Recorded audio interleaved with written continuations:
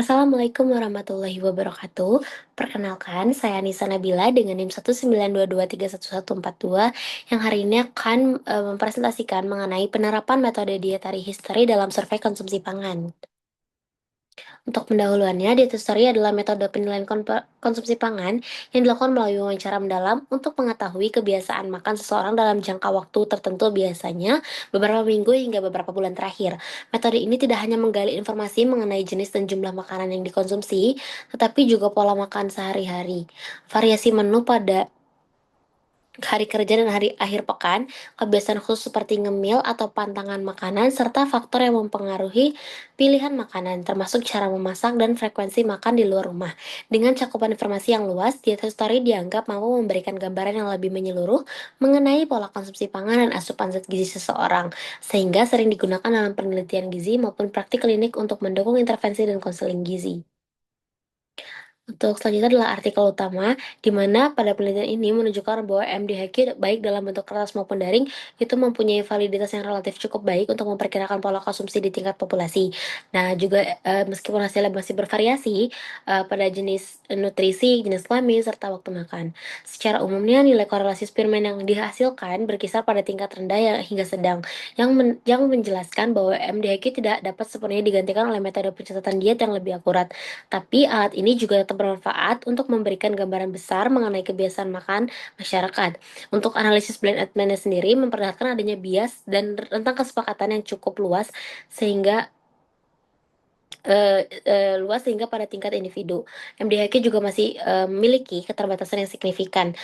Untuk itu, kelebihan penelitian ini terletak pada metode validasi yang komprehensif, ukuran sampel yang besar, serta pendekatan berbasis waktu makan yang sesuai dengan budaya konsumsi masyarakat Jepang sendiri.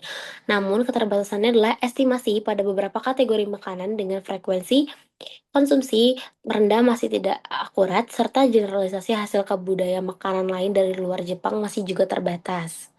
Selanjutnya adalah artikel pendukung satu, di mana artikel ini tuh menjelaskan instrumen penilaian diet berbasis kuesioner di Jepang ditemukan bahwa pentingnya berbagi kuesioner seperti FFQ, DHQ, PDHQ, sama MDHQ telah diuji validitasnya dengan metode acuan berupa catatan diet atau dietary recall dengan hasil korelasi umumnya berada pada tingkat sedang, yaitu sekitar 0,3 sampai 0,6, yang menunjukkan bahwa alat-alat tersebut cukup andal untuk mengukur pola konsumsi rata-rata populasi, namun tidak sepenuhnya akurat untuk individu. Artikel ini juga menekankan potensi MDHQ untuk digunakan dalam National Health and Nutrition Survey di Jepang, mengingat struktur berbasis waktu makan yang selaras dengan pola konsumsi masyarakat. Keunggulan kajian ini juga adalah penyajiannya yang sangat komprehensif, membandingkan berbagai instrumen dari segi jumlah item, kemudahan penggunaan, serta validitasnya terhadap data referensi.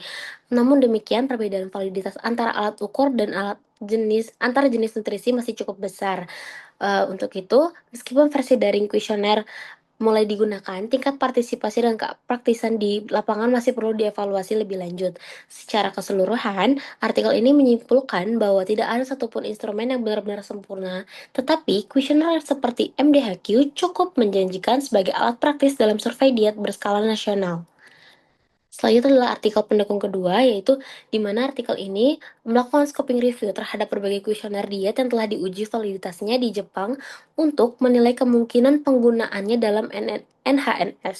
Sebanyak 11 kuesioner diet ditemukan dan telah divalidasi dengan jumlah item makanan yang bervariasi antara 40 hingga 196. Mayoritas penelitian validitas menggunakan minimal 3 hari catatan diet sebagai acuan, sehingga standar yang digunakan cukup ketat.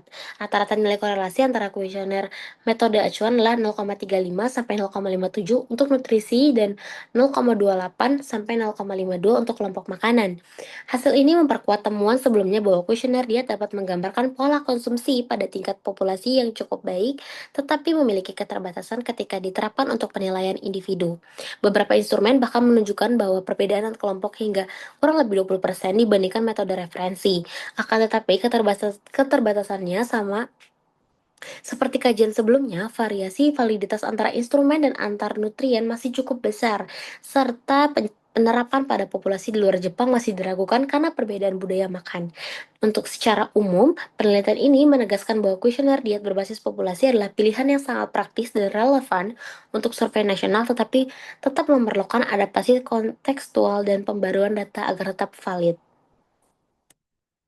Untuk kesimpulannya, dari ketiga artikel dapat ditarik kesimpulan bahwa kuesioner diet terutama MDHQ merupakan alat yang menjanjikan untuk menggambarkan pola konsumsi pada tingkat populasi di Jepang. Ketiga studi sepakat bahwa validitas relatif kuesioner diet berada pada tingkat sedang, cukup memadai untuk tujuan survei epidemiologi ataupun kesehatan masyarakat, tetapi belum cukup akurat untuk menilai individu atau penelitian klinis yang menuntut presisi tinggi. Keunggulan utama dari MDHQ adalah desainnya yang berbasis waktu makan, sehingga sesuai dengan kebiasaan diet masyarakat Jepang yang bervariasi antara sarapan, makan siang, makan malam, dan juga camilan.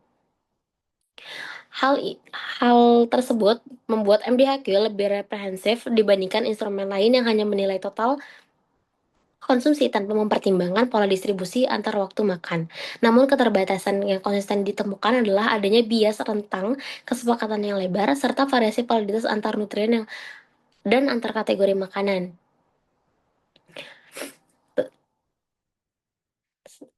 Selain itu, generalisasi hasil di luar Jepang masih terbatas karena pola konsumsinya sangat berbeda antar negara budaya. Secara keseluruhan, MDHQ dapat direkomendasikan untuk penelitian, tetapi dengan catatan bahwa hasilnya sebaiknya digunakan untuk analisis kelompok, bukan individu.